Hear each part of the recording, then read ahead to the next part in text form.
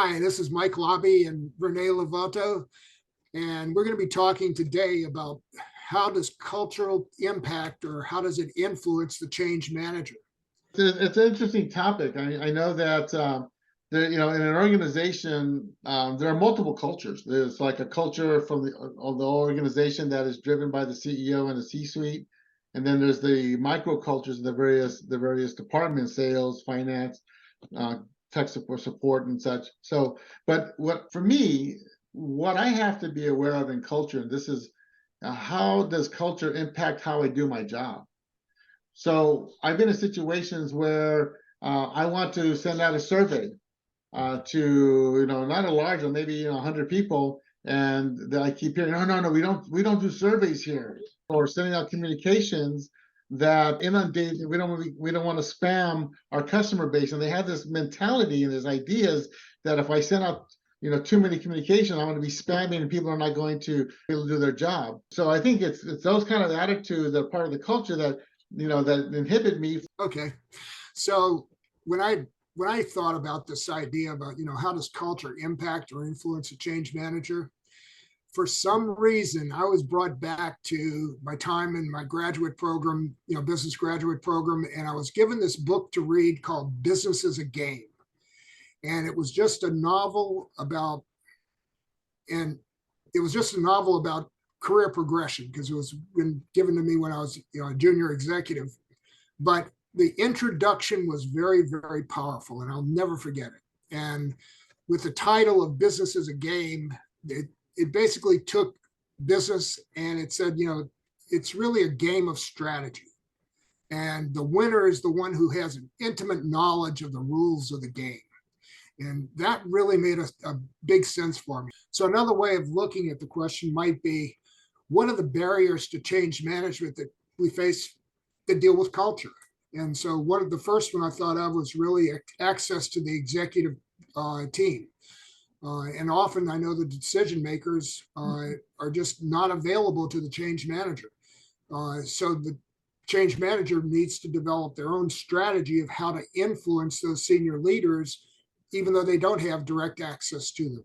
Mm-hmm. And I know that in one of the companies that I worked with that had a very disciplined change management process, they actually had a toolkit that included an influence, something, I forget what the name was. It was like an influencing tool, which actually helped you map out how do you get to these senior executives to influence their behaviors and their views.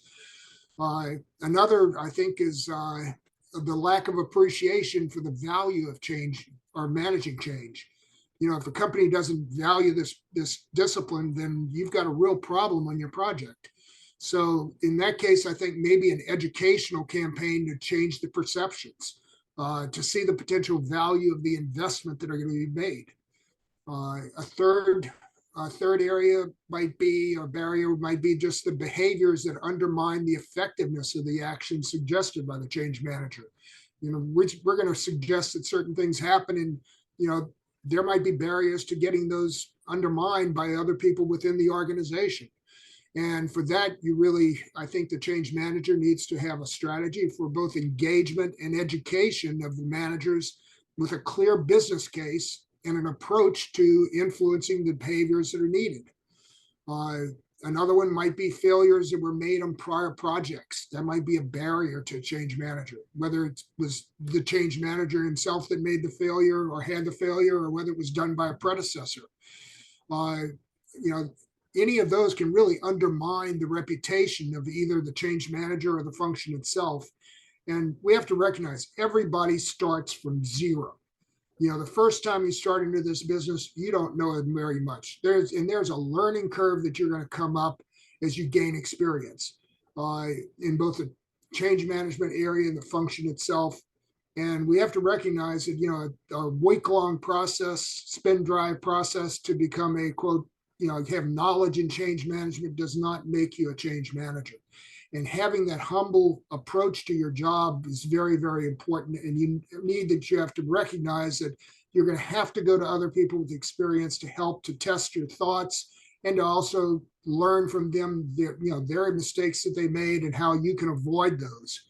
So not everything is going to work out right from the beginning, and so often we have to overcome those prior failures, to become successful.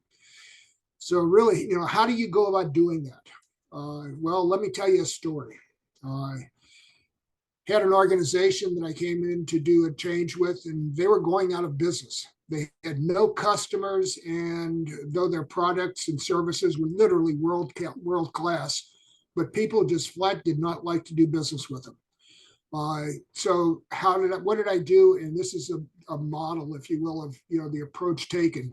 I did an external assessment, which we talked about earlier. I made sure that I had executive team acceptance. I sought external help. They sought external help in bringing me in. There was a willingness on the part of the leadership to change their culture, because that was what the problem was. People didn't want to do business with them. So it was cultural rather than something else. It definitely wasn't IT related. So starting with themselves, and they started to change their behavior throughout the organization. And it started with the leadership team. And that change in behavior really could be described as basically a focus on the customer. And that was significant for them.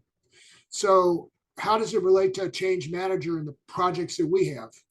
Well, first of all, you need to recognize the need.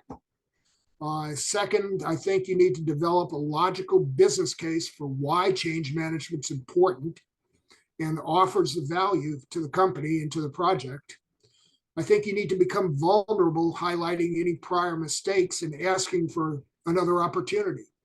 And then, really follow through on your commitments, because people are going to be judging you based off of what you do. Or do you follow up on your commitments? If you tell them you're going to do something, do you do it?